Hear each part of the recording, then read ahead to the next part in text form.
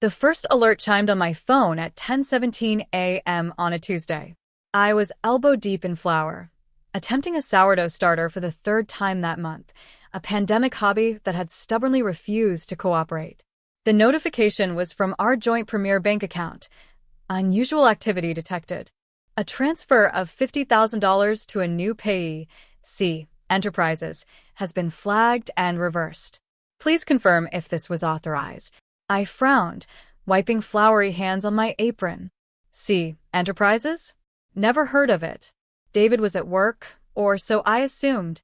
He was a partner at a mid-sized architectural firm, and Tuesdays were usually manic with client meetings. $50,000 was a significant chunk, definitely not something he'd move without a discussion. Probably a typo, I thought, or some phishing attempt the bank had thankfully caught. I tapped no, not authorized, and made a mental note to ask David about it later. 20 minutes later, another chime. Unusual activity detected. A transfer of $49,500 to a new payee, C Designs, has been flagged and reversed. Slightly less this time. C Designs? The similarity wasn't lost on me. A prickle of unease started to snake its way up my spine, colder than the discard I'd just pulled from the fridge. I called David. It went straight to voicemail. Hey, it's Sarah. Call me back when you get this. Bank's acting weird. I abandoned the sourdough. The kitchen, usually my sanctuary, suddenly felt too small. I logged into our online banking portal. My heart hammered against my ribs. There, in the transaction history, were the 2 attempted transfers and their immediate reversals. Flagged, potential fraud, payee unverified, and amount exceeds typical pattern. I'd always been the meticulous one with our finances. When we first merged our accounts after marriage, 15 years ago, I'd set up all sorts of alerts. Large transaction notifications, new payee warnings, even alerts for logins from unfamiliar devices. David had chuckled, calling me his little Fort Knox. It had seemed like overkill then, born more out of a love for order than any real suspicion. Now those settings were looking less like overkill and more like a godsend. The third alert arrived with an almost mocking punctuality at 11:03 a.m. Unusual activity detected. Transfer of $75,000 from your joint investment portfolio to Chloe Investments Limited has been flagged and reversed. Chloe. The name hit me like a physical blow, winding me. Chloe. David's new protege at the firm. The one he'd been spending late nights mentoring. The one whose name had started cropping up in his conversation with an unnerving frequency, always couched in professional terms, yet with an undercurrent I'd tried to ignore. My stomach churned. This wasn't a typo. This wasn't a phishing scam. My hands were shaking as I scrolled through our investment portfolio. He was trying to liquidate assets. Our assets. The money we'd saved for our retirement, for the dream cottage by the lake, for our future. He was trying to give it to her. The sheer audacity, the cold-bloodedness of it, was breathtaking. He wasn't just having an affair. He was trying to systematically gut our financial life, presumably to build a new one with this Chloe. And he was doing it while I was at home, naively tending to sourdough and believing our life was, if a little stale, fundamentally sound. Another alert. This time for a smaller amount, $10,000, to C. Beaumont. Personal, flagged. Reversed. Chi Beaumont. I whispered. Chloe Beaumont. I typed her name into the company's internal directory, which I still had access to from my brief stint doing their freelance HR consulting. There she was. Young, ambitious, with a predatory gleam in her professionally photographed eyes. He was trying everything. Large sums, slightly smaller sums, different shell-sounding company names, even her personal name. And every single time, the digital sentinels I'd put in place years ago, the bank's own robust fraud algorithms, were catching it. It was like watching a desperate rat trying different escape routes in a maze, only to find each one blocked. The phone rang and I jumped. It was David. Hey, sorry, Mr. Call. Manic day. What's up with the bank? His voice was casual, a little too breezy. The voice he used when he was trying to cover something. My own voice was surprisingly calm, deadly even. David, what are you doing? Doing? I'm at the office. We're about to pitch to the Henderson account. Why? The bank, David. They're flagging multiple large transfers you're attempting to make. To someone named Chloe, and various companies starting with C. Silence. A loaded, crackling silence that stretched for an agonizing 10 seconds. I could almost hear the gears grinding in his head as he tried to formulate a lie convincing enough to cover this. Oh, that, he finally said, a forced laugh rattling in his throat. Right, that. It's a new investment strategy. Very cutting edge. Chloe, she's got this incredible fintech connection. High yield. A bit unorthodox in the setup. The bank's just being overly cautious with new payees. I was going to tell you tonight. The lie was so flimsy, so insulting to my intelligence, that a cold rage began to solidify within me, displacing the initial shock and pain. An investment strategy that involves trying to transfer our entire life savings into the personal and business accounts of your 20-something protege, David? An investment strategy that requires you to try multiple company names and decreasing amounts, as if you're testing the system? Sarah, you're misunderstanding. No, David. I cut him off, my voice like ice. I don't think I am. I think for the first time in a long time, I'm understanding perfectly. Another alert. This one was different. A text message. Attempt to add Chloe Beaumont as an authorized user with full withdrawal privileges on your primary credit card has been blocked. Please contact us immediately if this was not you. He wasn't just going after the cash. He was going after credit, access, everything. The sheer, breathtaking entitlement of it. He was trying to hand over our entire financial identity. I see you're trying to add her to our credit card now, I said, my voice dangerously low. A strangled noise came from his end of the line. Sarah, listen. No, you listen. Every single transfer has been flagged as fraud and reversed instantly. Every attempt to add her name, blocked. The bank system, the one I set up the security protocols for, remembers me. It trusts my patterns. It knows these frantic, desperate transactions aren't normal. They aren't us. They're you, and they're fraudulent. I could hear his ragged breathing. The bluster was gone. What are you saying? He stammered. I'm saying you're a fool, David. A greedy, desperate fool. And you've just shown me exactly who you are. I hung up. The alerts kept coming for another hour. A transfer from our emergency fund. Blocked. An attempt to change the primary contact details on our mortgage account. Blocked. An attempt to take out a loan against our home equity. Blocked and flagged. It was a systematic, almost comically inept dismantling of a shared life, thwarted at every turn by digital safeguards I'd put in place years ago, not out of distrust for him specifically, but out of a general prudence that now felt like divine intervention.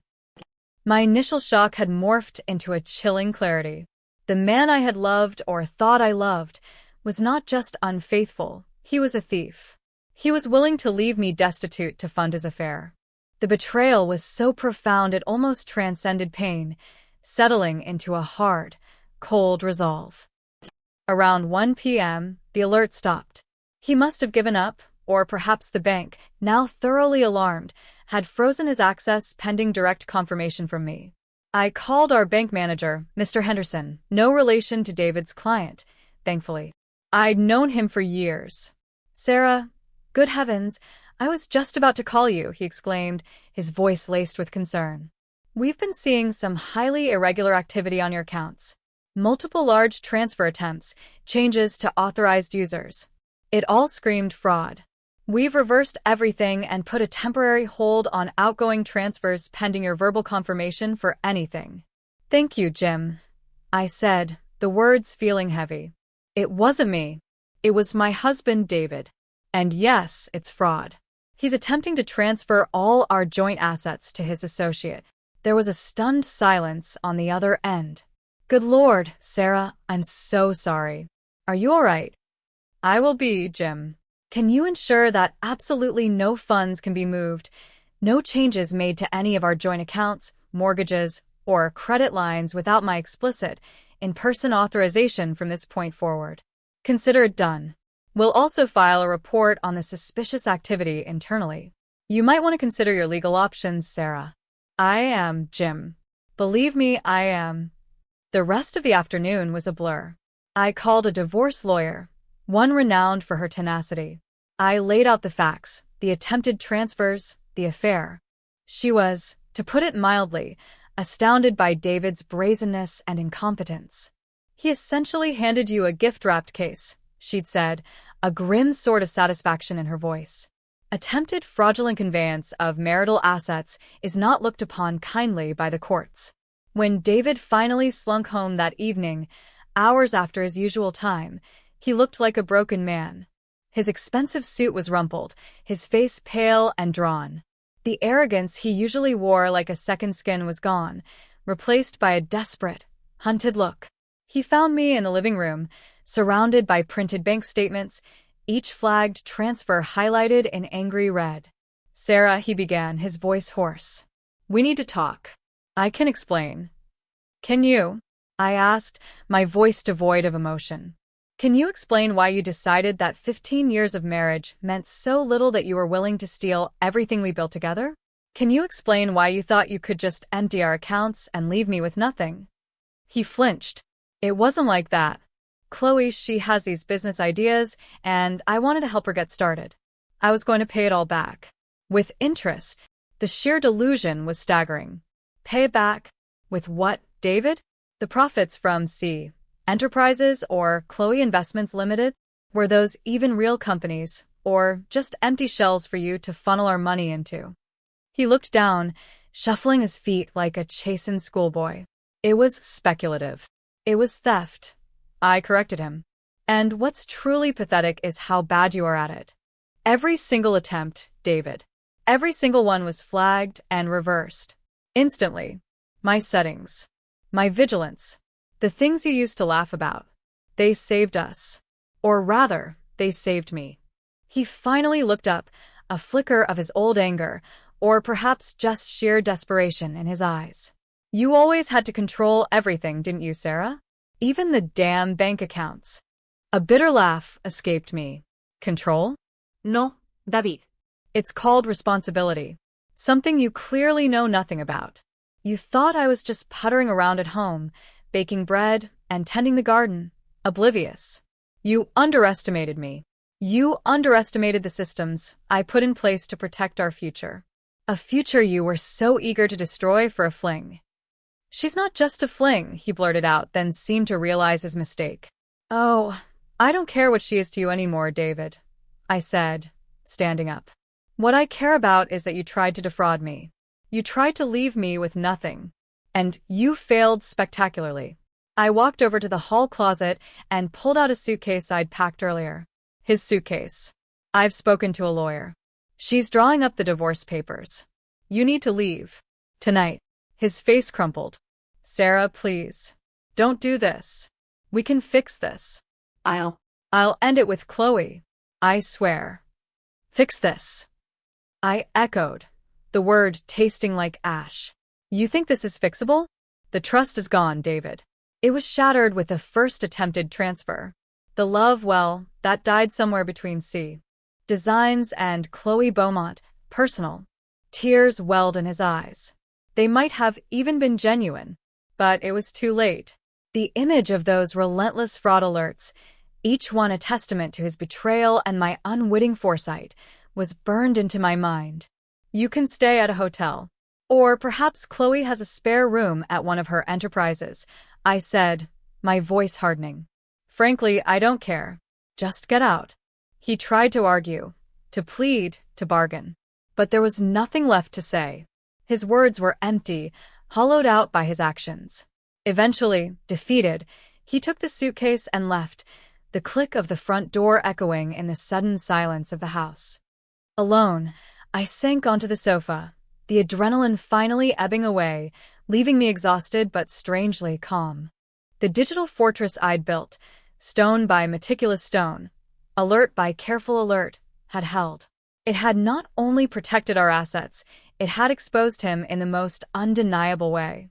He hadn't just been caught with his hand in the cookie jar, he'd been caught trying to steal the whole damn bakery, only to find the doors locked, the alarms blaring, and his picture plastered on every security camera. The next few months were difficult, of course. The divorce was messy, though David's blatant attempts at fraud made the asset division far simpler than it might have been. He fought, of course, tried to claim he was temporarily insane, that Chloe had manipulated him, that the transfers were a misunderstanding. But the bank records, the string of reverse transactions, told an irrefutable story. My lawyer was magnificent. Chloe, it turned out, quickly lost interest in David once his access to funds was severed and his career imploded under the weight of the scandal when word inevitably got out at his firm. His partners, appalled by his recklessness and the potential damage to their reputation, bought him out for a fraction of what his share was worth. He was left with his diminished reputation, a mountain of legal fees, and the bitter taste of his own failed scheme. As for me, I kept the house. I kept the majority of our savings, the ones he'd so desperately tried to spirit away. The sourdough starter, ironically, finally took. I found a quiet satisfaction in kneading the dough, in the slow, methodical process of creation. It was a reminder that some things, with care and attention, could still flourish. I often thought about those alerts, those sterile, digital chimes that had heralded the implosion of my marriage, but also, in a strange way, my liberation. It wasn't just the bank system that had saved me. It was my own past self, the Sarah who meticulously cross-referenced statements and insisted on two-factor authentication for everything. The Sarah David had underestimated. He had tried to erase me from our shared financial life, to make me a ghost in my own accounts. Instead, he'd only managed to reveal himself as the fraud, while my foresight, born of mundane diligence, became my shield and my sword. Every reversed transfer wasn't just a failed transaction. It was a small victory, a digital no that echoed the much larger no I was finally saying to a life built on lies. And in the quiet aftermath, I found I could breathe again, secure in the knowledge that I had, quite literally, saved myself. The future was mine, and it was safely, soundly, and solely in my name.